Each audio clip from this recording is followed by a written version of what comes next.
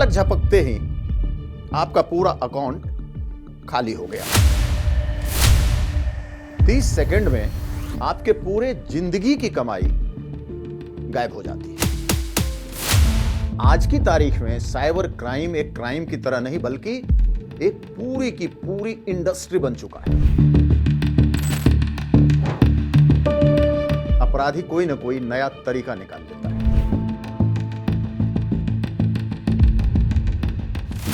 आज मैं आपको एक ऐसे खतरे से आगाह करने वाला हूं, ऐसे दुश्मन के बारे में बताने वाला हूं जिसके पास ना तो कोई हथियार है, ना ही वो किसी अंधेरे में छुपा है, बल्कि वो आपके सामने, आपके पास, यूं कहे कि आपके हाथ में मोबाइल स्क्रीन पे है।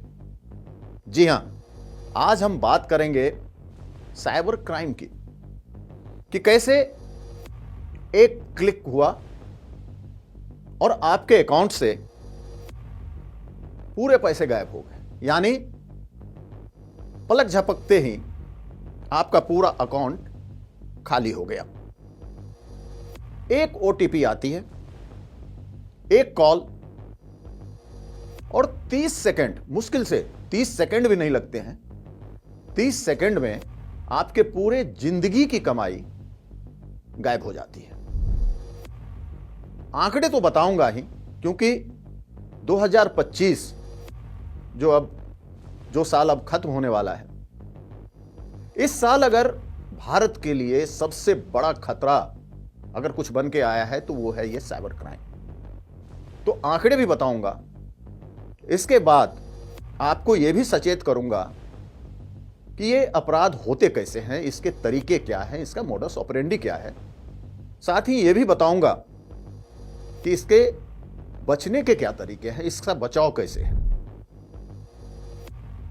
तो मैं आप लोगों को रिक्वेस्ट करूंगा कि आप खास करके जब मैं इसके तरीके बताऊं और बचने के उपाय बताऊं तो इसे आप कहीं नोट कर लें। मैं कुछ नंबर भी बताऊंगा, फोन नंबर बताऊंगा, वेबसाइट के बारे में बताऊंगा, तो आप इसे नोट जरूर कर लें। और इसको अगर आप पालन करेंगे तो मुझे लगता है कि ये जो 2025 का जो खतरा, जिसके बारे में ये संभावना जताई जा रही है कि 2026 यानी आने वाले साल में और ज्यादा होगी, उसके शिकार आप नहीं होंगे, उससे आप बच पाएंगे। आपको लग रहा हो कि ये कोई फिल्म की कहानी है, लेकिन ये फिल्म की कहानी नहीं है,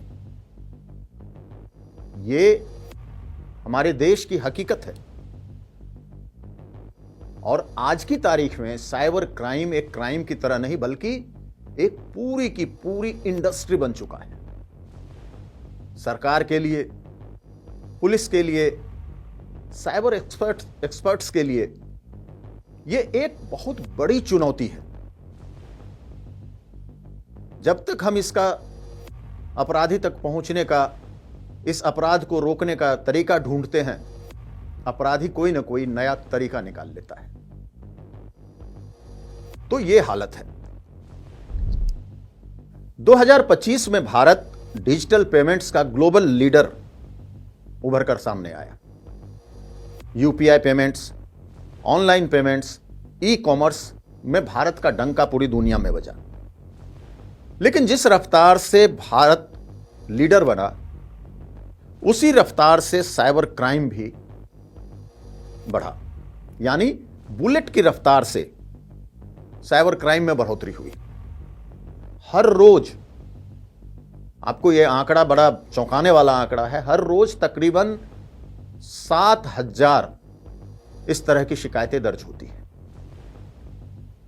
जिस रफ्तार से लोग डिजिटल शिकार हो रहे हैं, वो अपने आप में चौंकाने वाला है। और सबसे अहम यह है कि ना सिर्फ पढ़े लिखे लोग, नौकरी करने वाले लोग, स्टूडेंट्स इसके शिकार हो रहे हैं, बल्कि पहले जो ये मेट्रो में होता था, इसके बाद शहरों में गया, छोटे शहरों में गया, अब गांव के लोग भी इनके निशाने पर आ रहे हैं, गांव के लोग भी इसके शिकार हो रहे हैं।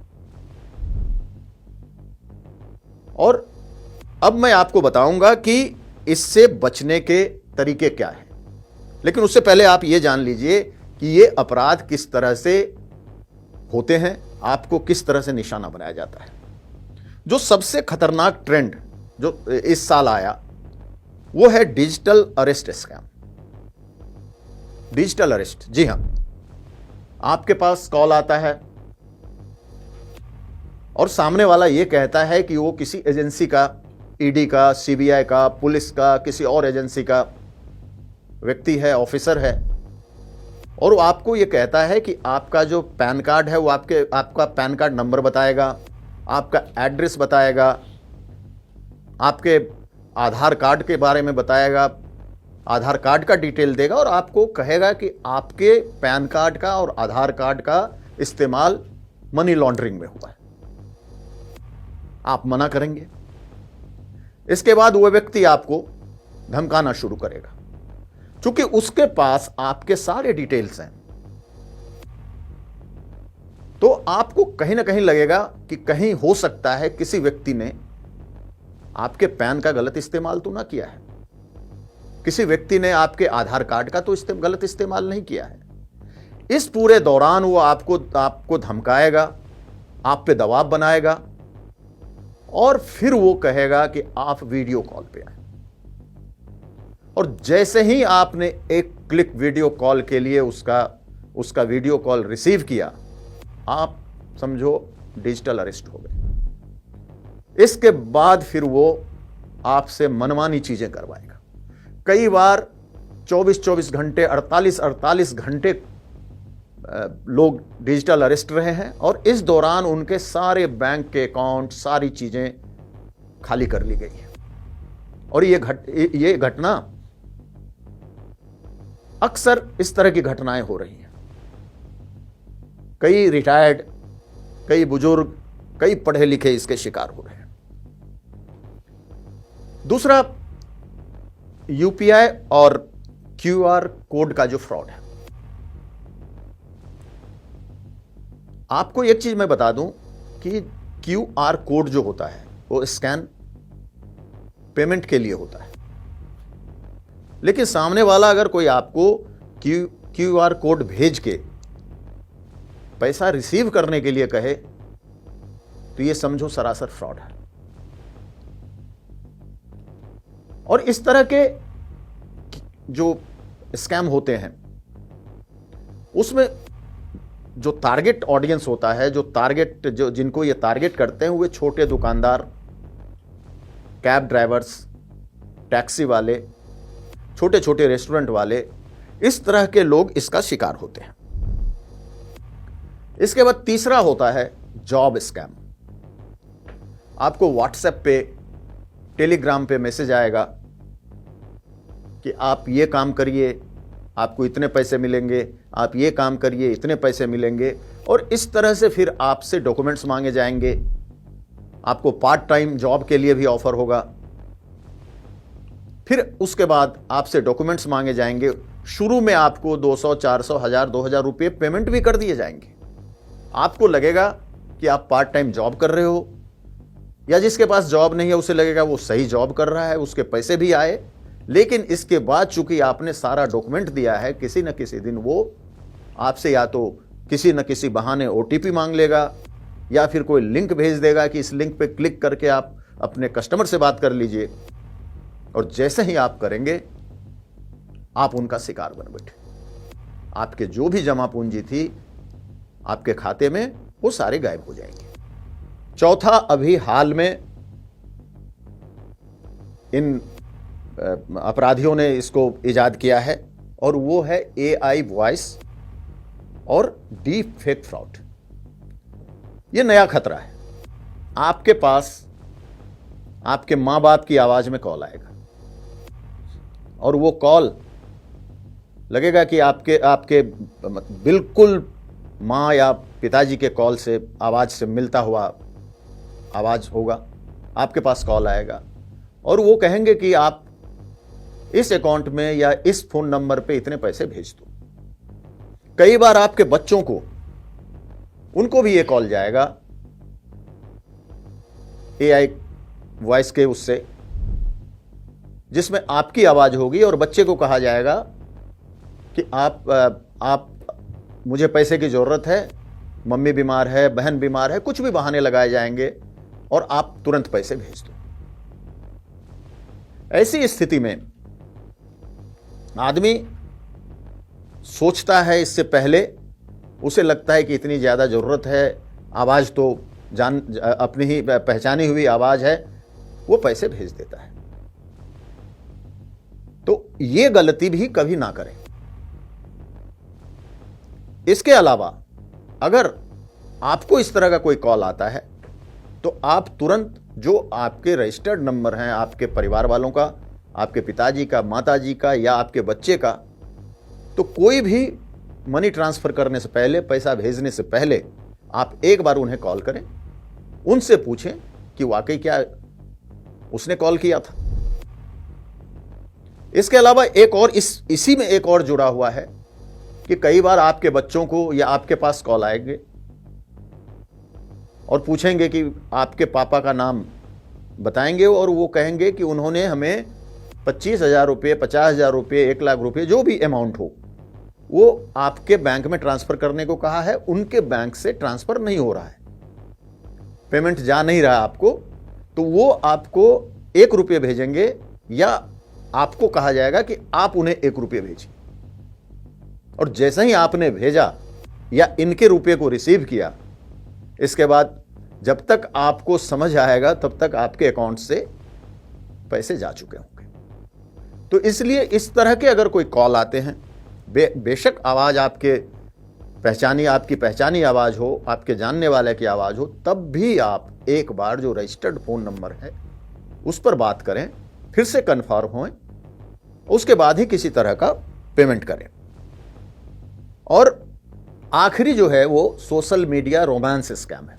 मैं रोमांस स्कैम इसलिए कह रहा हूं कि फेसबुक पे, इंस्टा पे, बाकी सोशल प्लेटफॉर्म पे फेक आईडी बना के वो पहले आपसे इंटरेक्ट होंगे, आपसे कुछ रोमांटिक बातें करेंगे, अच्छी अच्छी बातें करेंगे, फिर धीरे धीरे धीरे धीरे धीरे धीरे महीने, 1.5 महीने, 2 महीने आपसे वो बातें करते रहेंगे। फिर आपको यहां वो माइंड गेम खेलते हैं। माइंड गेम का मतलब ये कि वो फिर आपको भावनात्मक रूप से आपको ब्लैकमेल करना शुरू करेंगे, तरह तरह के कुछ बहाने बनाएंगे, कुछ फैमिली के इश्यूज बताएंगे, कई बार बीमारी का बहाना बनाएंगे और फिर आपसे वो पैसे ऐंठना शुरू कर देंगे। तो इस तरह के फेक प्रोफाइल, चाहे वो फेसबुक पे हो, इंस्टा पे हो, जहां भी हो, उससे अगर आपसे कोई बहुत ज्यादा इंटरेक्ट हो रहा है, बहुत ज्यादा आपसे बातचीत करना चाह रहा है, उसे तुरंत ब्लॉक करिए। तुरंत उस तरह के प्रोफाइल को ब्लॉक करिए। इसी में आपकी भलाई है, इसी में आप सुरक्षित हैं। सेक्सटॉर्शन के बारे में आपने सुना ही होगा।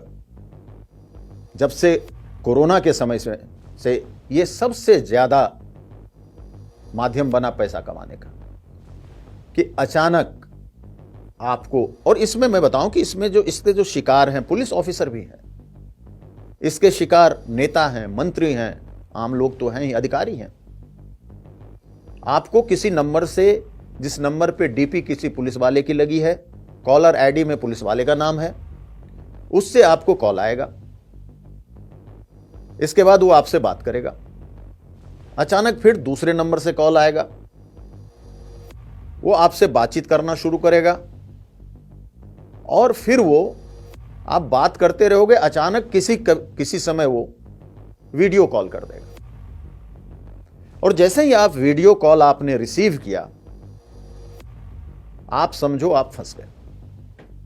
क्योंकि वो सामने वाला क्या करता है कि दूसरी तरफ कोई न्यूड फोटो लगा रखता है लड़कियों की और वो स्क्रीनशॉट ले लेगा आपका। फिर वो पुलिस वाला जो पहले आपसे बात किया था, वो आपको कॉल करेगा, आपको वो स्क्रीनशॉट भेजेगा, जिसमें एक स्क्रीन पे विंडो में आप हो और एक विंडो में वो न्यूड लड़की है। फिर आपको कहेगा कि आप या तो पैसे दो, वरना हम आपके सारे सोशल मीडिया प्लेटफॉर्म पे, यूट्यूब पे, ट्विटर पे, फेसबुक पे, इंस्टा पे आपके जानने वालों को ये तस्वीरें मैं भेज दूंगा। ये एक ऐसी मजबूरी होती है जहां इंसान फिर समझौता करने लगता है और फिर वो आपसे डील करेगा, आपसे जो बात बनेगी उतना पैसा ऐंठेगा और फिर वो निकल लेगा। तो इस तरह के वीडियो कॉल, मैं फिर कह रहा हूं कि कोई भी वीडियो कॉल उठाने से पहले 10 बार सोच ले। अगर अननोन नंबर से कोई वीडियो कॉल है तो कोशिश करें कि उसको ना ही उठाएं। तो ये थे कि किस तरह के इसके तरीके थे। अब मैं आपको बताऊंगा कि आप कैसे बच सकते हो। दरअसल ये एक माइंड गेम है। अपराधी आपके माइंड गेम से खेलता है। जब अपराधी आपसे चाहे मैसेज पे बात करता हो या आपसे फोन पे बात करता है, तो वो आपके माइंड को समझने की कोशिश करता है, आपको समझने की कोशिश करता है। और 4-5 चीजें होती हैं। एक तो डर, अगर उसको पता लगा कि ये बहुत डरने वाला व्यक्ति है। लालच, उसे पता लगा ये बहुत लालची व्यक्ति है। तीसरा अर्जेंसी, जरूरत, उसे लगा ये बहुत जरूरतमंद व्यक्ति है। तो इस हिसाब से वो आपसे माइंड गेम खेलेगा, आपके साथ वो तरीका अपनाएगा जहां आप डर के पैसा दोगे। जिसे मजबूरी में जो व्यक्ति है, अर्जेंसी वाला व्यक्ति है, उसके साथ वो तरीका अपनाएगा। जो लालची व्यक्ति है उसके साथ वो तरीका अपनाएगा। हर तरह के व्यक्ति के साथ अलग अलग इनके तरीके हैं, अलग अलग इनके उपाय हैं। तो सबसे पहले तो आप अपने फोन में आप याद रखें 1930, ये नंबर आप सेव कर लें। जैसे ही आपको लगे कि आपके साथ कुछ हुआ है या कुछ इस तरह का शक हो या आपके साथ कुछ ऐसी घटना हो, तो आप तुरंत इस हेल्पलाइन पे तुरंत कॉल करें। और ऐसा देखा गया है कि पैसे कटने से पहले 1 घंटे में ये कॉल जो है काफी कारगर होते हैं। दूसरा, आप तुरंत अपने बैंक का जो नंबर है वो भी आप सेव रखें। और अगर आपने ऐप डाउनलोड कर रखा है तो तुरंत जाकर सबसे पहले अपना अकाउंट बंद करें और बैंक को कहें कि आपका अकाउंट फ्रीज करें, आपके साथ इस तरह की घटना हुई है। इसके अलावा मैं आपको बताऊं कि सरकार, ये 2-3 चीजें आप करें। कोई भी अननोन वीडियो कॉल ना उठाएं, कोई भी लिंक को क्लिक ना करें, किसी को अपना ओटीपी ना बताएं। इसके अलावा मैं आपको बताऊं कि सरकार अकेले नहीं लड़ सकती है इससे।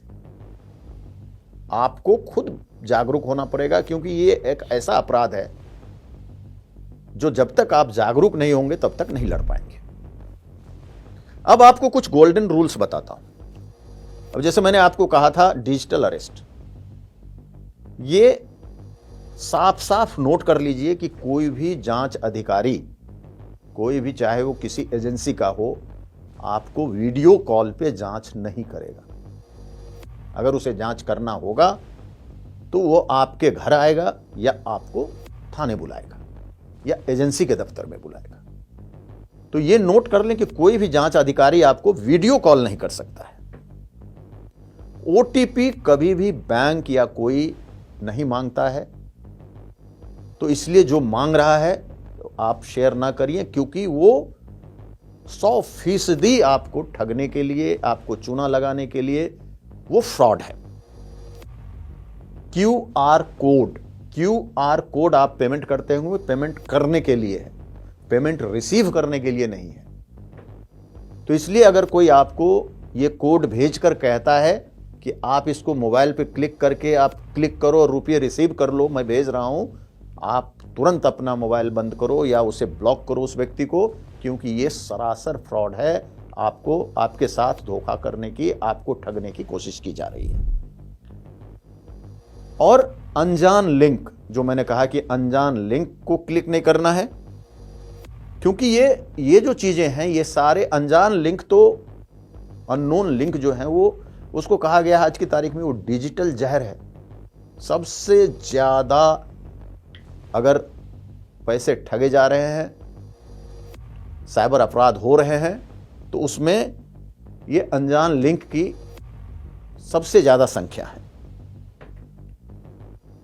और जो व्यक्ति अगर कोई कहे पेमेंट, चाहे वो किसी की आवाज में कहे, किसी के नाम पे कहे, चाहे आप कहीं से सामान खरीदे हो, सामान बेच रहे हो, जो भी हो, लेन देन जो व्यक्ति बहुत ज्यादा जल्दबाजी में हो, तो साइबर एक्सपर्ट कहते हैं कि ज्यादा जल्दबाजी करने वाला भी को भी शक के नजर से देखो, क्योंकि वो भी इस तरह के फ्रॉड का एक हिस्सा हो सकता है। तो आज हमने आपको इसलिए बताया कि ये साल अब जा रहा है, और इस साल में अगर सबसे बड़ी चुनौती, सबसे बड़ी एक इंडस्ट्री के तौर पे अगर कोई क्राइम उभरा है तो वो साइबर क्राइम है। तो आप अगर इन चीजों को ख्याल रखेंगे तो हम उम्मीद करते हैं कि आप इस तरह के अपराध से अपने आप को बचा सकते हैं। धन्यवाद।